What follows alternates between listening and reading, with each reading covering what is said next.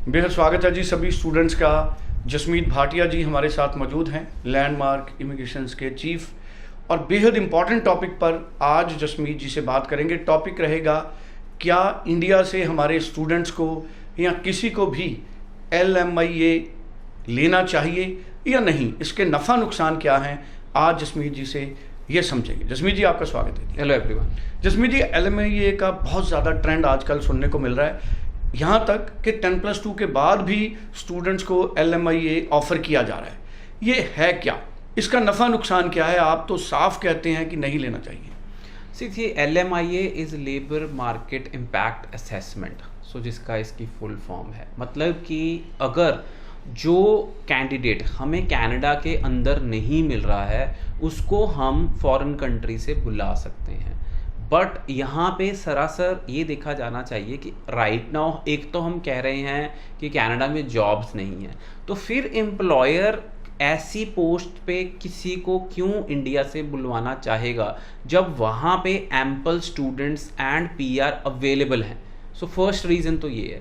Secondly, जब हम यहाँ से LMIA अप्लाई करते हैं तो उसका जो वीज़ा सक्सेस रेट है वो बहुत ही लो है। स्टूडेंट्स, जब हम यहाँ से, आप 12th पास हो या आप ग्रेजुएट हो, तो कोई मैनेजर की पोस्ट आपको क्यों ऑफर करेगा जबकि आपको कनेडियन एक्सपीरियंस ही नहीं है। तो जब आप वीज़ा अप्लाई करेंगे तो उसके अंदर लिखा आ जाएगा कि you don't have valid experience. तो वीज़ा सक्सेस रेट बहुत कम है। मैं ये नहीं कहूँगा कि वीज़ा नहीं लगता है वर्क परमिट में, पर 10 से 20% वीज़ा सक्सेस रेट ही है। जो लोग आपको कहते हैं कि आप LMIA अप्लाई करो, वो एक, मैं कहूँगा कि पैसे बनाने का सिस्टम है। थर्डली, जब आप LMIA अप्लाई करते हैं तो आपको LMIA, अगर सपोज आपका वीज़ा लग भी जाता है तो वहाँ जाके एक जॉब नहीं मिलती, वो सिर्फ कनाडा पहुंचने का जरिया होता है। उसके बाद एम्प्लॉयर आपसे टैक्स भी लेता है, उसके बाद एम्प्लॉयर आपको एक्सप्लॉइट भी कर सकता है, उसके बाद उस बेसिस पे आपकी PR होती है नहीं होती है उससे कोई लेना देना नहीं है। लास्टली, ये बहुत एक्सपेंसिव मेथड है बिकॉज वहाँ पे एम्प्लॉयर $30,000-40,000 यानी कि 30 लाख रुपया, 25 लाख रुपए का खर्चा इन्वॉल्व है।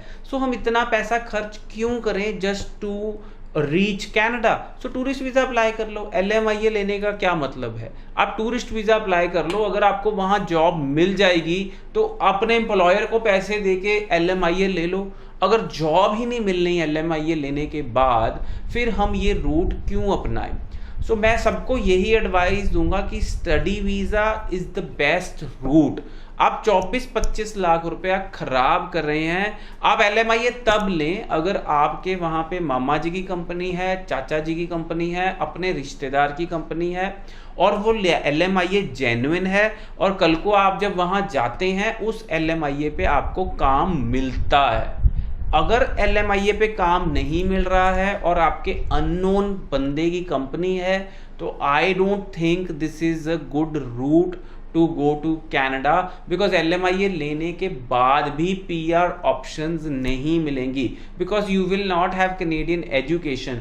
जब आप PR अप्लाई करेंगे तो आपको कनेडियन एजुकेशन के पॉइंट्स नहीं मिलेंगे।